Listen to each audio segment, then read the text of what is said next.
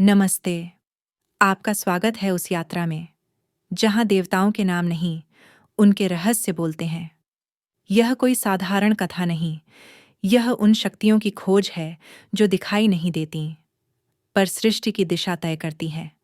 तो आइए, मौन, मंत्र और रहस्य की इस वैदिक यात्रा में हमारे साथ आगे बढ़िए। जब सती ने आत्मसम्मान की ज्वाला में देह त्यागी और भगवान विष्णु ने उनके शरीर को खंडित किया, तब जहां जहां अंग गिरे, वहां शक्तिपीठ जागृत हुए। मान्यता है कि माता वैष्णो देवी के पावन त्रिकुट पर्वत क्षेत्र में सती का दक्षिण हस्त हाथ गिरा, इसलिए यह धाम कर्म, संकल्प और धर्म की रक्षा का प्रतीक माना जाता है।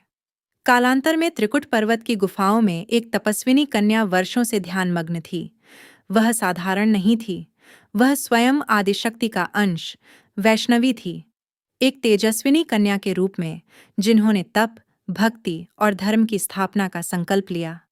उसके तप की आभा दूर दूर तक फैलने लगी और तभी एक तांत्रिक, भैरवनाथ की दृष्टि उस पर पड़ी। कहा जाता है कि भैरव केवल जिज्ञासु नहीं था, वह उस शक्ति को परखना चाहता था जिसे देवता भी प्रणाम करते थे। उसने कन्या का पीछा करना आरंभ किया, पहाड़ों के बीच, घाटियों के पार, अंधेरी रातों में भी। वैष्णवी मौन रहीं, पर हर कदम उन्हें एक गहरे रहस्य की ओर ले जा रहा था।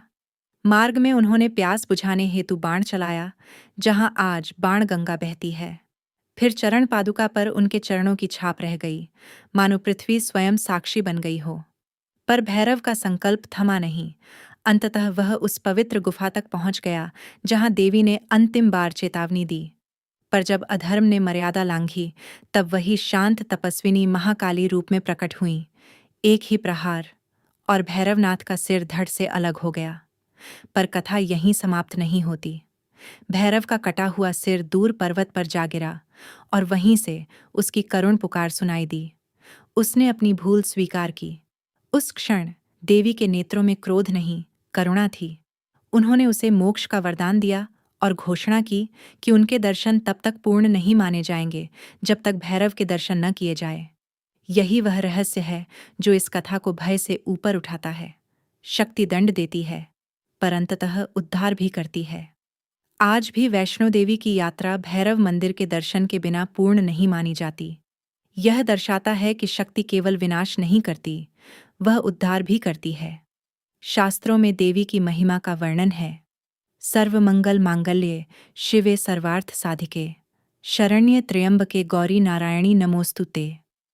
अर्थात, हे समस्त मंगलों की अधिष्ठात्री, कल्याणमयी, सभी उद्देश्यों को सिद्ध करने वाली नारायणी देवी, आपको नमस्कार है। वैष्णो देवी का पवित्र गुफाधाम, जहाँ 3 पिंडियाओं महाकाली, महालक्ष्मी और महासरस्वती एक साथ विराजती हैं, यह स्मरण कराता है कि सती की शक्ति आज भी त्रिगुणात्मक रूप में जीवित है। यह कथा सिखाती है कि सच्ची शक्ति तप में है, करुणा में है और धर्म की रक्षा में है।